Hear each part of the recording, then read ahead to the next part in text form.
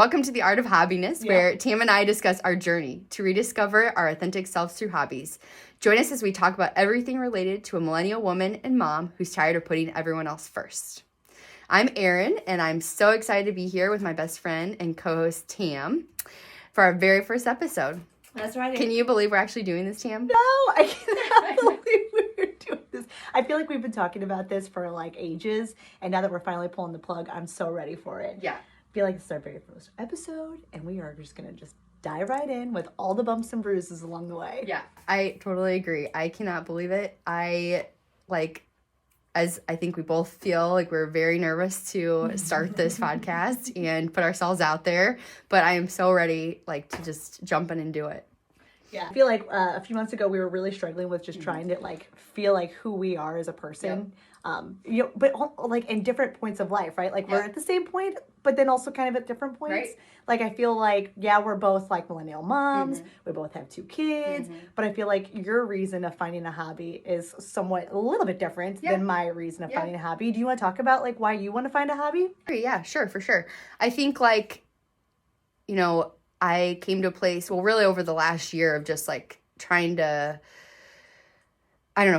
some self-discovery happening, I suppose. I came to a place where I've been spending the last 20 years really, just climbing the ladder, going to school so that I could become a dentist. And then I created, built this practice that is awesome. But, I feel like I've kind of, reached the top of that mountain. And now, I look back and I spent all my time working on this goal. And, I really kind of lost who I am in the process, It cut me off. I kind of got teary-eyed for you. I was like, you get that top of that mountain, Erin.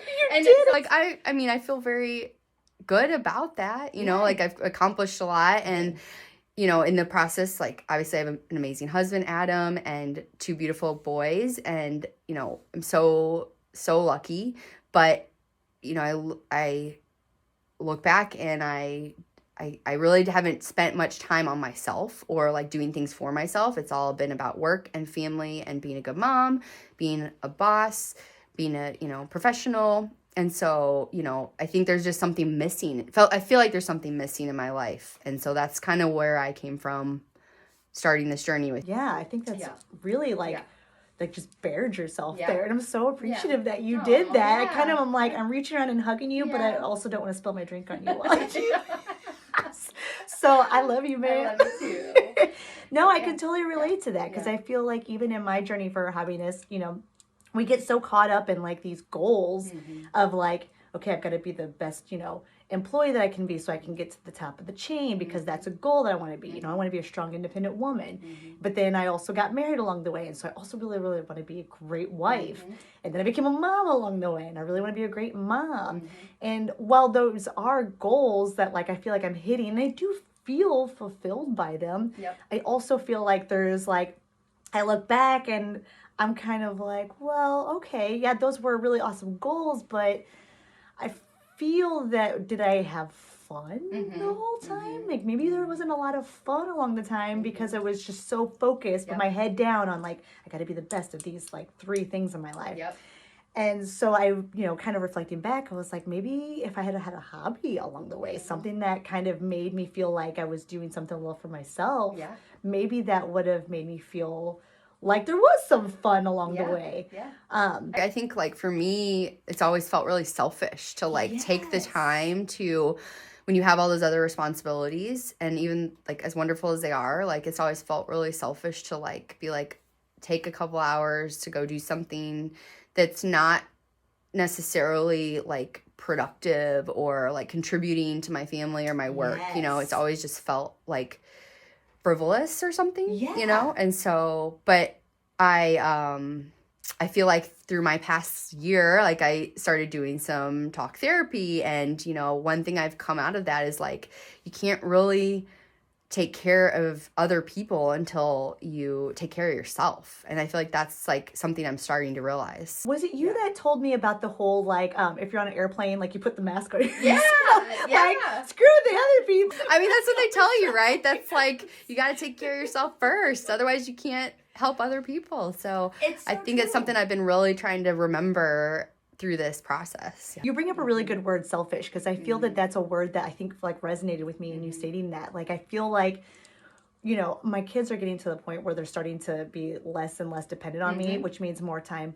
Let me be very clear. When I say more time, I don't mean like I have like abundant amount of time. I think we all get that as moms for sure. Like 10 minutes. Woo! Right? But like that 10 minutes now, it just seems so heavy because like it's 10 minutes is like just long enough for me to be like do, but just short enough for me to be like, I can't really dive into something, right? Totally. But like I feel like that time is starting to increase. And I feel like because of its increase, I'm starting to notice this lag of time in my life, and I don't have anything to fill it with. The other day I literally just stared at my lime tree that I'm trying to grow and just like mean mugged it because I was like, why are you not growing?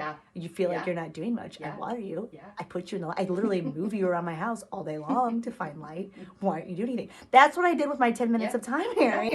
I mean, I totally get it. Like, I feel like if I have time, it's like I'm like, oh, I don't know if I want to start something. Like, maybe I'll just clean the house because that feels productive, you know. That really gives back to me, right? You know.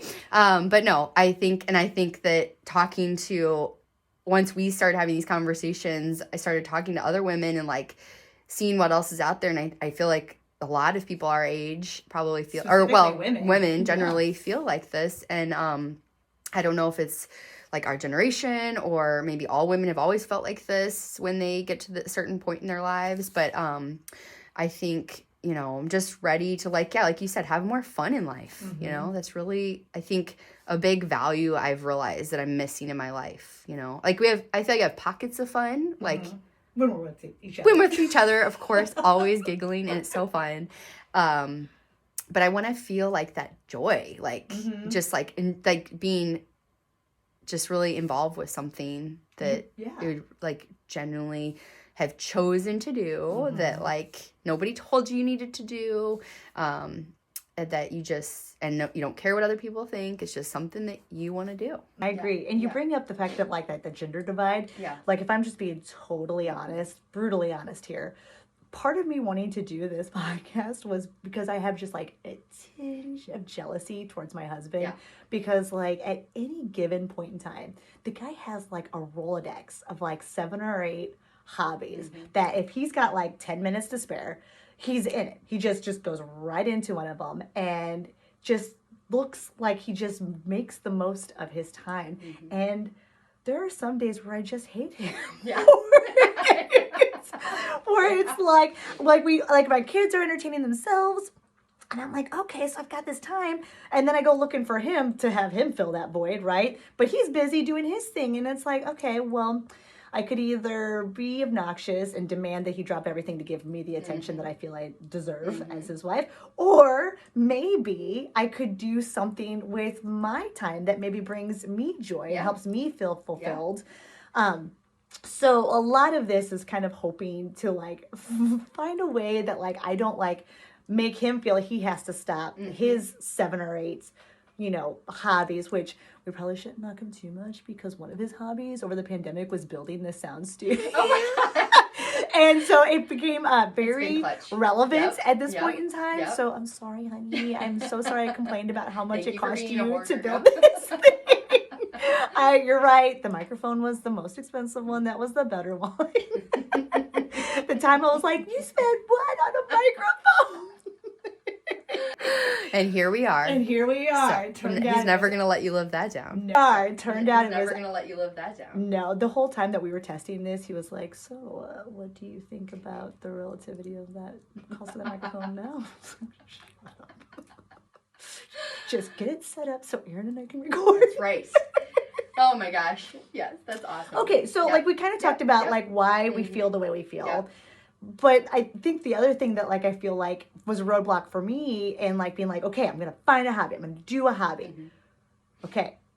How do I find a hobby? Right. What do I do? Where do we start? Because like I feel like for one, do I even know what I really like? 2, I feel like there's this huge amount of pressure from my perspective, and maybe you feel the same way, of like, do I need to find like the perfect hobby for me on the first try? And if I don't, what if I just wasted valuable, 10-minute time that maybe I should have, done something more useful, like you were suggesting, cleaning the house or, taking care of the kids? Or do I dive into something that's like super expensive right away? Like, why do I spend all that money on something and then it just... Yeah, I think those are totally valid. I think, like, for me, a big one is, like, I've always felt like if I start something, I have to finish it, And so, like, obviously with a hobby or leisure activity, there's no, like, finish line. And that's been a whole theme of my life is, like, finishing something, being the best at something. And, like, I think, like, this journey for us, or for me, is going to be really, like, good in the sense that I need to, like, remember, like, it's okay if I try something and I don't end up liking it, I can stop. I've always been this person who's like, if I start a book, I have to finish it. And I've been really trying to work on that this year. Like, okay, I don't like this book. I'm not going to spend the next 10 hours reading it. I'm going to stop and put it away and start something else. So I think that for me is a big barrier. In picking, like, getting over that mental hurdle, when picking a hobby. And I agree, like, finding something that maybe has a little bit lower barrier to entry to start with, but also, it brings fun, and you don't feel like it's a chore to check off, to check off the list. So, I agree. To check off the list. I agree. Like, you talked about, like, how you had, like, the stigma that, like, a hobby was, like, this ongoing thing and, like, could take, like, all this time, and how that in itself can be all-consuming. Yeah. But, and looking, I'm probably going to reference my husband a lot of these because, like, he's, like, my resident how-to on hobbying. Yeah. But, like, even, like, behind you, you've got an arcade behind you. He literally took just a generic arcade and turned it into a hobby of, like, trying to figure out how to hack it so that he can put, like, all, like, boundless amounts of, like, games on it. But that was, like, a very short-lived hobby. Yeah. But he dove into that. I want to develop that type of, like, interest in things, right? Just, like, doing it just for the sake of, like, learning and doing it and just for fun. I don't know. Do you realize the irony of you saying that and us, like, trying to create a podcast? I thought about that last night before when I came over here. I was like, we're doing something about hobbies, and, like, we are doing a podcast, something neither of us have ever done before. No. So, like, in itself is a podcast. Like, literally have no clue what we're doing, and we're just, like, winging it. I mean, we're not completely winging it. Obviously, we've done a little bit of research on this, but like, neither of us have any sort of background with no authority media or, like, I mean, this is completely new to us, and we're like, we're gonna do this. Yeah. We're gonna do it. And, like, so far it's been super fun. And it's been really fun. I've actually lost sleep. Yeah. And I'll tell you, I even find that, like, when we start talking about the podcast, I get kind of energized. Yeah. In a way that, honestly, Erin, I don't think I get energized by, like, using that word even. I can't even think of a time that I felt, like, energized. Yeah, I'm gonna say it again. Agree. Energized. Yeah, I feel like the what is the Energizer Bunny? It just keeps going. I just want, like, I find myself almost kind of obsessing over, like, let's talk more about the podcast. Yeah. What else can we do to make this helpful? What else can we do to make this, like, a thing that's really beneficial? Totally. I feel like this is, like, this is our new hobby, our first new hobby. First hobby within a hobby. Yeah, like, it's almost, incredible. It's very meta. Yeah. I feel like, what's that movie that's got the hot guy and the hot chick? Oh. Barbie? I don't know. Yeah, that's the exact one. Yeah. It's very meta. Yeah. Inception! I got there. Leonardo DiCaprio? Yeah. You would think I would remember Leo as in, like, he's very iconic for our time in Titanic, right? Totally. But I was stumped on him. Yeah. Blame it on the edit. Yeah, that's all right. It's all good. So, anyways, I think, like, this so far has been really fun, and I'm excited to see where it goes. And I think, like, in the future, we could even maybe make a podcast, an episode for people about how to start a podcast. Because obviously we don't have it all figured out yet, but we're going to get there. So, yeah. I mean, definitely share that with our followers. For sure. Do not think by any means that we are the authority on hobbies. No. This is us going, man, we are so not great at hobbies. No, like, truly, I don't know that I can say that I've ever had, like, an actual hobby in life. Like, I don't, to me, counting, like, I like to work out, but to me, that's not a hobby, you know? Yeah, I feel like this is like new territory for both of us. And I'm just excited to see where it goes, you know? And you know what's crazy is like you said that like you do work out, but you don't consider that a hobby. Yeah. I'm sure there are some people though that do consider that a hobby. And You're maybe right. like in future episodes, like we can talk about like Yeah. what like qualifies a hobby That's a good versus point. like Yeah. like something that you just do. Right. Like, I what think that's makes something a really hobby? great question. You know, one thing that we talked about, and I just remembered this, was like when you meet somebody and they ask you like, oh, tell me a little bit about yourself, or what do you like to do for fun? I'm always stumped by that question. And like I'm like, well, I'm a mom and I'm a dentist. No, I think the first thing I say is like, oh, I'm a dentist, like my profession. Yeah. You know, like that's who I am. But like, I don't want that to define me anymore, you know? I really would like to have more than that. That's great. You're right, because that's a really good point. I hate it when people ask me that question because I feel like I never have a good answer for it. In fact, I usually lead with, I hate that you asked me this question because I don't have a good answer for it. Yeah. And I usually follow up with something like kind of like comical because I think comedy sometimes is kind of like my defense mechanism. And like, I feel like I do something like, oh, I hate that you asked me this question. Most of my time, I'm just trying to keep little people alive, referencing my children. So going to the mom point, which you pointed out is kind of one of the ones you hit on, is a mom point. Like, I don't necessarily, I feel like I'm at a point now where I'm like, I don't want mom to be the word that defines me. I want it to be a part of me, but I don't want it to be like the only thing I can present to somebody who's meeting me. Like, because I don't know if you know, but like, I also find it challenging to make friends. And maybe this will help me like figure out a better thing to present to new friends. Yeah, I agree. I think at our age, it's so hard to make friends. And I'm glad you brought that up because like sometimes I feel like it's just me. But like, you know, I think that probably a lot of people our age and like the time in our lives, it's just really hard to meet people that you connect with. So and I maybe think hobbying could have like a networking possibility that can help you kind of find friends. Which I feel like, you know, I look at my kids and it's like they walk into a playground, they're like, want to play with me? It's like, how do I get that energy? I know. How do we get that back, you know? How do I get that? And so maybe even in us exploring hobbies, we might make new friends, but let me be perfectly clear, you're not allowed to make too many better friends than me. Don't worry, team, I'm not going anywhere. To set up a boundary that I must remain at the top tier of friends for you. Or there might be a very dark episode where I'm like, Erin chose somebody else to be her best friend, and I'm very upset about this. Never gonna happen, girl. I don't think I've ever met anybody like you, and I never will. You all heard this. This is recorded. This is put out there. This is binding. We are connected for life.